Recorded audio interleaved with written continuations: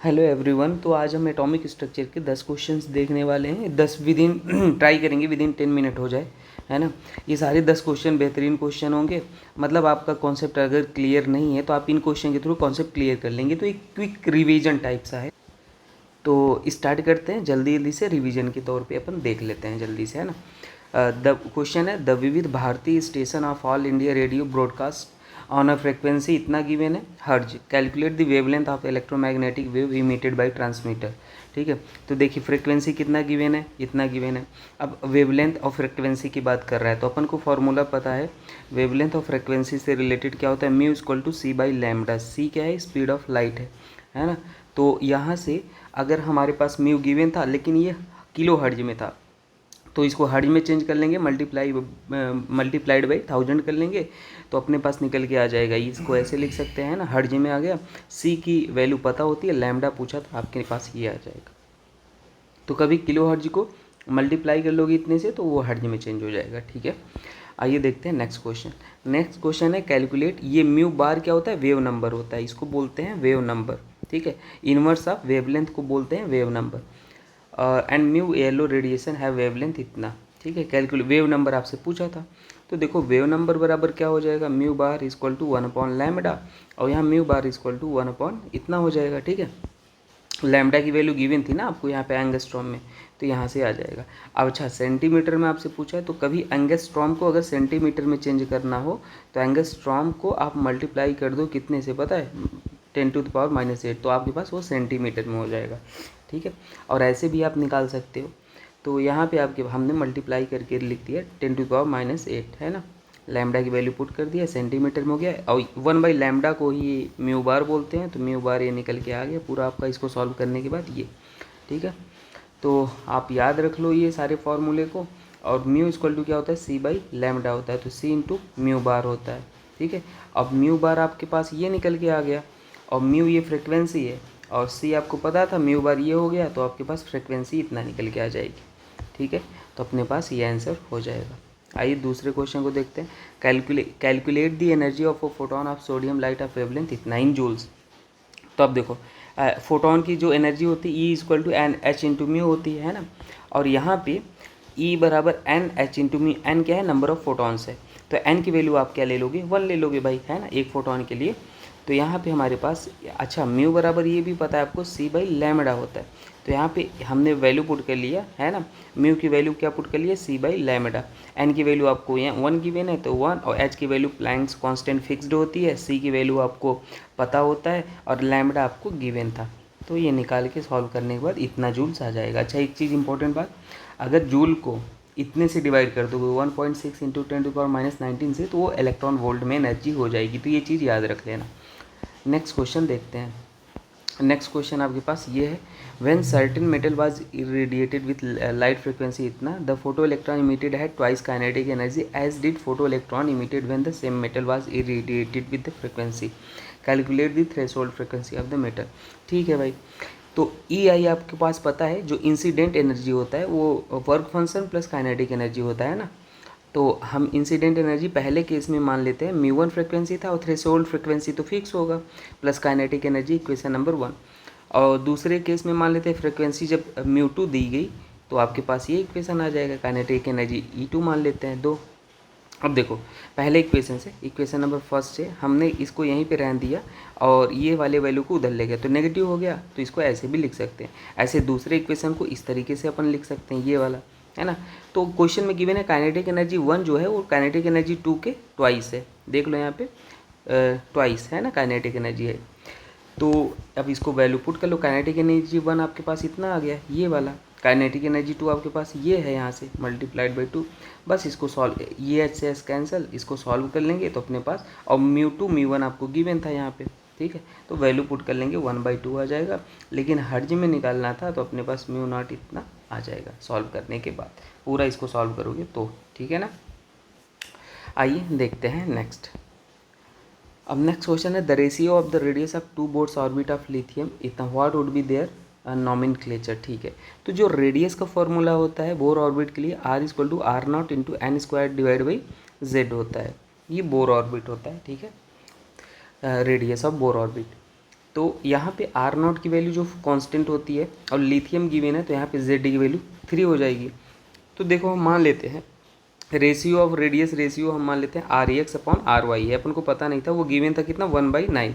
तो formula put कर लो r x upon r y 0.52 और n square divide by x, पहले केस में कितना था लिथियम था, है ना, और यहाँ पे 0.52 और एन की वैल्यू पता नहीं थी एन वाई और यहाँ पे लिथियम ही था उसका जेड एटॉमिक नंबर, इससे इसे कैंसिल, तो आर की वैल्यू ये आ जाएगी 1/9 आ जाएगा। अब 1/9 एक्स अपॉन वाई, तो इसको हम 1/3 लिख सकते हैं, इसको 2 से 2 कैंसिल तो 1/3 आ जाएगा। 1 होता है तो उसको क्या बोलते हैं किल, और पता है KLMN, तो 1 2 3 4 एन की वैल्यू, तो बस अपने पास के आ गया और इसको एम बोलेंगे तो KM आ गया, ठीक है। तो ये हो गया आंसर, आप देख लो।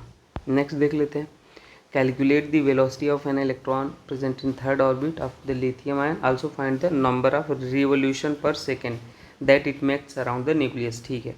वेलोसिटी आपको इतना गिवन है और ये वेलोसिटी का फॉर्मूला होता है, एक्चुअल में मैं बता दूं आपको, ये फॉर्मूला होता है बोर ऑर्बिट में जब हम वेलोसिटी निकालते हैं, वेलोसिटी ऑफ इलेक्ट्रॉन, तो ये फॉर्मूला निकल के आता है।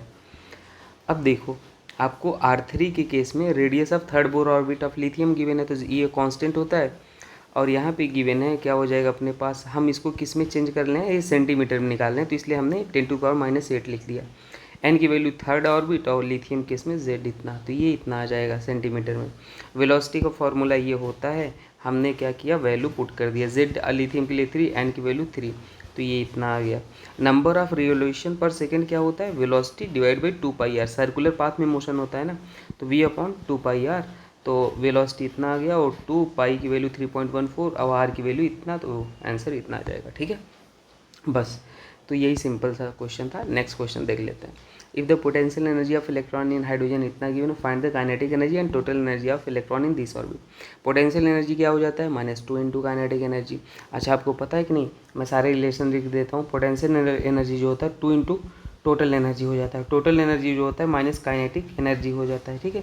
तो ये सारी चीज़ें आप याद रख लो, कुछ कुछ बेसिक फॉर्मूले, तो यहीं से निकल के आ जाएगा, जो पोटेंशियल एनर्जी हो जाएगा क्या हो जाएगा 2 इंटू माइनस काइनेटिक एनर्जी हो जाएगा। तो बस फॉर्मूला पुट कर लेंगे अपन, और पोटेंशियल एनर्जी आपको गिवन था, काइनेटिक एनर्जी पूछा था, ये कैंसिल, तो काइनेटिक एनर्जी प्लस 6.8 आ गया। अच्छा नहीं 3 पॉइंट समथिंग आ जाएगा, है ना, 3.4 आ जाएगा ना, इसे डिवाइड करेंगे तो total energy minus kinetic energy, ये माइनस कर दिए। एनर्जी क्या होता है -13.6 और z square upon n square, तो जेड की वैल्यू 1 हो जाएगा हाइड्रोजन के केस में, एन की वैल्यू आपको नहीं पता तो एन 6 आ जाएगा, एन स्क्वायर 6 आ जाएगा। अब इसको ऐसे ही रहने दो। अब रेडियस पूछा था आर बराबर ये फॉर्मूला, तो एन की स्क्वायर की वैल्यू कितना आपके पास है 6 है ना। यहाँ पे एन स्क्वायर देखो ये अपन ने गलत लिख दिया, 2 नहीं, यहाँ पे एन स्क्वायर की वैल्यू 6 है, यहाँ पे एक्चुअल में कितना हो जाएगा, एन स्क्वायर की वैल्यू 6 हो जाएगा, ये 6 है, और अपने पास इसको सॉल्व कर लेंगे तो ये निकल के आ जाएगा, जो भी आ जाएगा आप इसको सॉल्व कर लेंगे, ठीक है। आगे देखते हैं नेक्स्ट क्वेश्चन। नेक्स्ट क्वेश्चन अपने पास रहा है, calculate the wavelength of photon emitted when an electron in hydrogen atom make transition from n to 2। तो ट्रांजिशन कहाँ से हो रहा है, n2 से n1 में हो रहा है। तो कभी वो ट्रांजिशन अगर हो रहा है तो वहाँ पे फॉर्मूला जो आता है 1/λ equal to Rydberg formula 1 n final n initial, तो ये n इनिशियल है और ये क्या है n फाइनल है, यहाँ से यहाँ जा रहा है ना। तो बस वैल्यू पुट कर लेते हैं, हाइड्रोजन के लिए Z1 हो जाएगा एटॉमिक नंबर, फाइनल 1 का स्क्वायर, इनिशियल 2 था यहाँ पे, सॉल्व कर लेंगे 3r/2 और 4 3/r, और 1/r की वैल्यू इतना होता है, कभी वैल्यू पुट करके आए तो आप ये लिख लेना। Calculate the wavelength of second line of Balmer series. तो देखो ये Lyman Balmer Paschen Brackett Pfund है ना, तो बाल्मर की बात कर रहा है, तो फर्स्ट लाइन ये हो गया और सेकेंड लाइन ये हो गया, ये फर्स्ट लाइन हो गया। तो कहाँ से कहाँ हो रहा है, 4 से 2 में ट्रांजिशन हो रहा है सेकंड लाइन। तो बस यही second line of Balmer series क्या हो जाएगा, 4 से 2, वैल्यू पुट कर लिए, ये इनिशियल है और ये फाइनल है, तो एन फाइनल की वैल्यू अपन ने 2 रख दिया, और यहाँ पे हीलियम के लिए Z2 हो गया, और ये इनिशियल है 4 का स्क्वायर, तो बस पुट कर लिए, ये आंसर आ गया। एलसीएम लेके सॉल्व कर लिए। नेक्स्ट देख लेते हैं, electron make transition from 7th excited state to second excited state of hydrogen atom, find the maximum number of spectral line. तो maximum number of spectral line n2 - n1 n2 - n1 + 1 divide by 2 होता है ना। अगर किसी state से किसी दूसरे state में इलेक्ट्रॉन ट्रांजिशन कर रहा है तो अब सबसे इंपॉर्टेंट बात यह है seventh excited state. Seventh excited state मतलब क्या होता है 7 + 1 8। अगर मान लो थर्ड एक्साइटेड स्टेट बोलता है तो क्या हो जाता है 3 + 1, तो एक बढ़ा के लिखते हैं। तो सेवेंथ के लिए 8 आ गया और n1 आपके पास कितना हो जाएगा 2 हो जाएगा, है ना। बस जो बड़ी वैल्यू होगी वो n2 हो जाएगा, बस इतना याद रखो। तो यहाँ पे 8 हो जाएगा और n1 2 हो जाएगा, तो सॉल्व कर लेंगे 21 आ जाएगा, है ना। ग्राउंड स्टेट बोले तो 1, first 2, second excited state third. अच्छा मान लो स्पेसिफिक लाइन की बात करें, स्पेसिफिक लाइन, स्पेक्ट्रल लाइन, तो वहाँ पे क्या होता है n2 - n1। बस जैसे मान लो बोलता है 3 से ground state of Lyman series, तो ground state of Lyman series क्या हो जाएगा 1 हो जाएगा, तो 3 - 1 = 2 हो जाएगा, बस ठीक है। तो सिंपल। तो बाकी एक चीज़ आपको बता दूं, नीट 2025 में जितने क्वेश्चन आए थे, नीट 2025 में जितने क्वेश्चन आए थे 2 मंथ में अपन ने जो कराए थे 99% वही क्वेश्चन थे एकदम। इसका प्रूफ मैंने यूट्यूब पे दिया है, आप देख लो। अच्छा प्रॉपर वीडियो आपको i18 थिंकिंग चैनल पे मिलती है, वहाँ पे डिटेल में एकदम सिस्टमैटिक वे में सब कुछ अपलोड होता है। ये क्विक रिवीजन की तरह से है ना, ये वहाँ पे सॉल्व करके बताते हैं। पर तो नीट का भाई जो भी पेपर आया था, मेरे केमिस्ट्री की बात कर रहा हूँ, 99% वही क्वेश्चन आए थे। इसका प्रूफ है, आप देख लो, मैंने एकदम प्रूफ के साथ बात किया, कोई भी पैसा वैसा नहीं लिया था, ऐसा नहीं है। तो अभी हमने कंटेंट रेडी कर रहे हैं, 2 दिसंबर तक रेडी हो जाएगा।